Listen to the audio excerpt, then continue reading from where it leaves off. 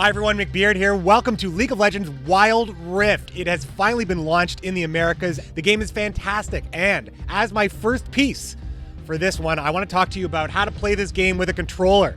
I know a lot of people want to know how to do this. I had a lot of interest in my chat yesterday about it, so I want to give you the complete and fairly easy tutorial on how you can hook up and map a controller, as well as the mapping that I chose to use, this awesome new way to play League of Legends. I'll try to keep this to the facts and quick for you, but if you have time, like and subscribe. It always helps the channel. All right, as you can see, here I am playing Ziggs, and I am using my left stick controller to control Ziggs. How did I even get to this state? I'm playing it on my computer right now. I'm not on a phone. So I'm going to rewind a little bit, tell you the tutorial that I used to get to this state, and then I'll meet you back here and I'll show you how I mapped everything out. As a disclaimer, first of all, this is not an ad. This is the emulator that I used. It just works. I used information publicly available on the internet, and I trusted the downloaded software. I've had nothing but positive experiences, but use at your own risk. So here's what I'll go over in this video. How to get Wild Rift running on your PC using the emulator LDPlayer. How to map your controller to the touchscreen using LDPlayer, advantages and drawbacks of playing using a controller and playing this game, which is a mobile game, on PC through emulation, and my setup when I play this game and the reasoning behind it. I do believe there are trade-offs in playing with controller and playing this game on PC. You truly do have a number of advantages when you have two thumbs and a lot of control over the touchscreen. The controller does put a limit on what some of these skills are able to do. You sacrifice a little bit for the comfort and what I find the very fun way to play League of Legends Wild Rift. I'm using a PlayStation 5 DualSense. I believe this would also work with PlayStation 4 controller, Xbox controller, anything that can be read, any gamepad that can normally be read by a phone in general. And right now, this is one of those things. So if it can read a PlayStation 5 controller, it can probably read what you have. As I have mapped this game out, I will say that the more buttons you have access to, the better. That is for sure. But I think I have a pretty good format. Now, I followed a guide that was posted on the internet, so this is always a use at your own risk. But I will say that I have had a great experience using the tips in this tutorial and the program they have suggested. This is not an ad in any way. This is just, if you trust me, this is how I did it. This was posted on January 8th of this year, which means it has already, this has been out for a while. These tips appear to be based off betas around the world. Again, this just launched in the Americas, but this testing has been out for a while, so we get to benefit. We get to benefit from these wonderful articles from Marho. I have the link in the description. Check it out. If you can get any metrics on them on the site, if that's your thing, maybe you might want to do this. This is jumobi.com.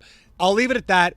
The one link that I wanted to talk to you about on this list, the only reason why I'm really showing you this page and not just giving you all the information, is that you will have to download an emulator and then download Wild Rift on that emulator. You'll have to use your Google account. So if you have Gmail or whatever, a YouTube account, which you probably do because you're watching this right now on YouTube, you will just kind of put that into the Android Play Store, Google Play Store. I don't use Android normally, so I don't know what it's all called. But you will ultimately simulate the game on a phone on your computer. And this is really great because if you want to play the game for a long period of time, you don't have to hold a phone. You can hold what I think is a much more comfortable option, which is a controller.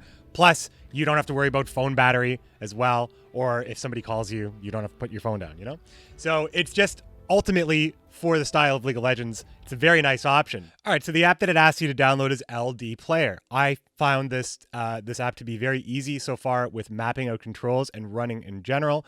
The only item that I have downloaded here is Wild Rift. All these stuff at the bottom here are ads. So you just get in the program, get Wild Rift downloaded to your emulated phone, and then you will notice up top here, gamepad is detected and connected. It knows that. I'm using a PlayStation 5 controller, which is a newer controller, and I can confirm that this works. So a PlayStation 4 controller, Microsoft Xbox controller. I'm sure there's a number of other controllers that it can support, but I can confirm at least that if you have a PlayStation 5 or 4, DualSense, DualShock, that it'll work. There's a couple of settings that are hard to find, so I'm going to save you a little bit of time here. You want to change controller mapping, you do have to click on keyboard mapping and then select controller mapping. It will then, in this case, since I'm not in a game, it's not showing me the overlay. But once you have it overlaid, when you click the game to start, the first thing it'll show you is your mapped out buttons to show. Now, this means that the game is starting. So this is usually, if you're getting a black screen, you may have to restart some things. But the first thing it'll show you is your mapped out buttons. Personally, I like this prompt because I like to show how I have things mapped. I'll talk about this later, but you confirm it here, and then you're just going to be in the game. Now, I'm using display capture right now because the overlay of the key mapping doesn't show up on stream if I'm just capturing the game, so please pardon the start bar. The best way to set up your mapping for this game is to get in-game, hit your settings, go on down on your menu here to the joystick here, and then hit this big button that says Custom Button Layout. This will, first of all, pause the training game, which is great, because it's one of the few ways you can do that. But it also shows you all the buttons on the screen based on the layout you want. There are a couple of different layouts. Here you have a lot of options. Before you even start out your mapping, you can decide where you want your buttons to be located. For me, I use the traditional mapping right now, but I may decide very soon to change how things like the attack button will interact for me. Since I'm most likely pressing X to attack on my PlayStation controller, I don't need this to be a very big button. I don't need it to be very much on the screen. This is something that I'll be experimenting with later, but for this video, I do have the traditional look of the UI. So here's where you want to go into your mapping, and now you can see where you can put all of your commands. So from this menu, close this menu here by clicking here so you can see everything here. Jump into the controller mapping, and now you can map whatever you like. Let's start with the big one. This one is the joystick control direction, which works with the left control stick, simulating the left thumb motion. Over here, I have the summoner spells. This is one of my favorite layouts, L1 or R1. Having it set up as L1 and R1 is very intuitive for me. The main attack button for me is A, which is X on the PlayStation controller. This is something that you press to automatically attack, and if you're close enough to something that you can attack, you'll walk towards it. You will be pressing it a lot because it allows you to attack and move with greater efficiency than you ever really could on keyboard unless you were a god at doing it. You don't ever have to worry about clicking on the screen to move, nor do you have to worry about clicking on the screen to target attacks. Again, it's just a property of the format that really makes it a more accessible game for everybody, and I find that it is very fun not having to be hindered by perhaps the technical skill of the mouse and keyboard. One of the most interesting things to get around perhaps what auto-targeting, the problems that it might create, is having specific targeting always available to you on the screen. Targeting a building, in this case usually a turret, but really any building that is around you, and down here targeting a minion, but really any NPC that isn't a champion or a turret, like the Rift Herald or Jungle Creeps. I like to bind this with a directional button and A. This allows me smooth transitions between what I want to hit. It allows me to easily hit the nexus when I'm attacking, and there's a lot of chaos around and creeps and champions and a lot of ways to get your targeting lost. And specifically allows me to filter out Baron or Dragon if I'm going for a steal with the minion targeting. So holding up an A, or holding, in my case, left an A, these are the ways I have my attack mapped. It brings me to my next issue with the emulation, and that is double button presses. Enhancing A with directional buttons really works. However, what I really wanted to do with my skill ups is hold the directional button and then press the button to skill up the skill. But I can't find a way to do that without also casting that skill. So for the moment I have auto leveling on. It's one of the many amazing options that are in this game to streamline the process of playing and take out the confusing moments. So it's very rare that I'll be pressing these buttons here, left, up, and right on the D-pad, but for a long time I was using these to skill up Q, E, and R, Q. Because it's less likely I will use these buttons, I may transition these buttons over to the pings. And now we get to the stuff that I had to figure out what would be the most optimal. For words, I have this set to the back button, which on the PlayStation 5 controller is the share button. Unfortunately, you cannot map mic mute, PlayStation home, or touchpad press at this moment. So that's 3 buttons I lost. But there might be a way to do it, I just don't know how to do it. Because this game has auto-targeting on bushes, simply pressing a button near a bush will allow you to place a ward in that bush. Another huge quality of life improvement that makes everybody just a little bit better of a player. On the other side, the start button or the options button on the PlayStation, this is my active item. This is another huge quality of life improvement. As a bad League of Legends player, using my active item was sometimes something that maybe just slipped my mind in a crucial fight and cost me that fight. Having it right on the pad of the button interface, very close to square and triangle, is really a dream. Over here, you're going to see right wheel down. This is R3, the right joystick click down. This is for easy purchasing on the shop. Once I have it set up to my specific items, I'll know that whatever's waiting for me will be something that I can just go shop, shop, shop, and then get right back out there on the Rift. I would not recommend mapping L3 to anything because you'll be moving a lot and pressing the joystick a lot. And unless you have the lightest thumbs ever, you'll be triggering that button a lot. And now there's a couple of more tricky things here, specifically Ziggs ultimate. If you're familiar with Ziggs, you will know that his ultimate ability has a very, very long range. You can go almost halfway across the map with a gigantic bomb. I find this ability pretty intuitive in game. Here's my simulated right thumb, which is my mouse. You press down and you use the left thumb controls to target. It's very nice on the phone. And because you're using your left stick, you can do a lot of micro. I really like this. And to cancel the skill, you just drag your thumb up to the X. Now, the controller does not have an easy way to cancel out of the ability. Something about double button pressing. If you're using the right stick, you have to be very sensitive. You have to only use your thumb a little bit here just to simulate the push and then the drag. But the problem is you can't cancel out of this. And once you're this far into the range of motion, even the steadiest hand can't really bring this back. It'll just bring back here and it'll ultimately cast because you can't cancel out of it. The alternative is using right trigger. Now, right trigger will cancel out, but you have a little bit less control. You can't use your left stick here because left stick will keep moving Ziggs. So by holding right trigger, well, I have Garen targeted, and that's because he's the champion in range. But I've held right trigger too long, and I go into cancel mode. So for a close range bomb, having right trigger set to a button press will give you usually a great hit on the champion. Close range will always be right trigger, and long range will always be the mouse. That makes Ziggs actually kind of advanced if you want to play on controller, but if you have a better way of playing Ziggs, let me know. In my opinion, fun outweighs any drawback, but there are some drawbacks, not just with Ziggs Ultimate, things like Alistar's Headbutt. These are very hard things to map out in controller form. So if you find really interesting ways to map things out in controller, follow me at McBeardCH or just leave a comment on the video, and I'll always be working towards the best way to optimize controller gameplay with some of these champions. But I wanted to point out some of these amazing settings that are in-game.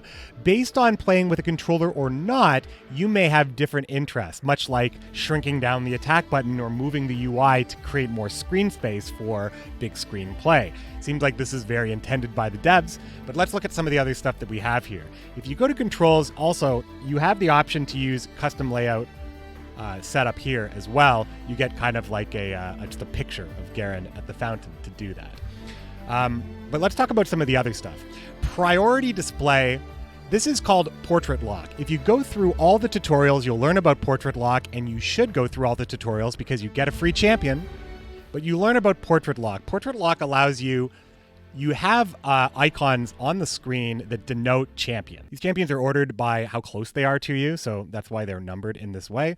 You tap the portrait and then you would lock into that champion. This is an excellent advantage to the mobile space. Perhaps an initiator is trying to get in your way, stun you, or displace you while their carry just cleans up the team. And you need to target that carry very specifically. You can lock on that portrait, lock on that Ashe or that Jinx, and make sure that you don't lose that target. In team fights, it can still be very chaotic, and this is a huge advantage in the space to be specific. The skills of separating through team fights, that part of the game is harder. One-on-one is easier, but sorting through all the chaos of a team fight, these are the skills I think that are going to define better players, I think, and better teams specifically. The bad news here is that the controller has a limited amount of buttons, whereas your thumb can go anywhere on the screen. You have to assign a button press in a fixed portrait format. So when I say fixed format, I'm talking about fixed display. that means that these buttons will always be there. Now, I've only been playing for 1 day to get to level 10 and ranked, but I'm going to be experimenting with some of the bindings here with closest champion, second closest champion, third closest champion. All right, I actually did some thinking about this a little bit more with the fixed portrait. Because of the auto leveling, like I said before, I don't actually need those bound. So now I'm going to be using left, up, and right to be targeting the closest champion, second closest champion, third closest champion. I'm going to be using left trigger to actually ping my team to engage on that champion, which means that I'll be able to like go, main champion, I'm Malphite, I'm going to engage on this champion, boom, ultimate in. I think that's actually what I'll be doing. I'd actually just rebound right stick to retreat, and I'll figure out how I'm going to rebind shot, but the important thing is to not have any conflict buttons when things are heated up in the game. So I have my left, up, and right bound to targeting, but when is the least likely time I will be targeting a champion? When I'm at the fountain shopping. So down, that's my go back. And down in A is shop for the first item on my list, which is customizable. I also have the I'm on my way ping, which is something that I will probably only use if I'm at base going somewhere, or going somewhere from a situation where I'm not currently active. This might in some crazy targeting heat ups, I may accidentally trigger this, but I think that this is probably the best place I can put this combo right here. Now, notably, what do I not have mapped? First of all, these two buttons up here. This button is a really cool button. When you drag one of your skills up to this button, it will broadcast the cooldown to the party. This is not really something that can be done with the controller because it involves dragging one of these abilities to this zone.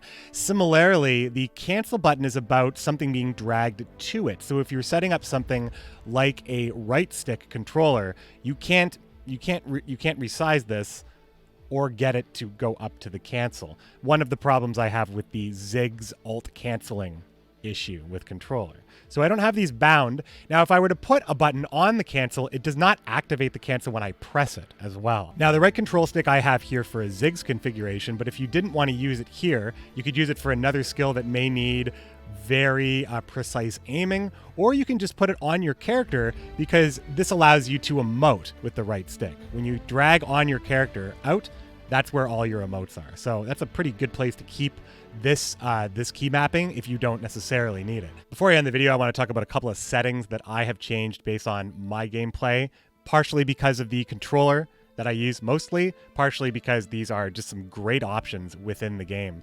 Like I said, the portrait lock, we're going to try fixed display. I'm worried it's going to make the screen too busy, but again, this could be solved by shrinking down or moving around the AI.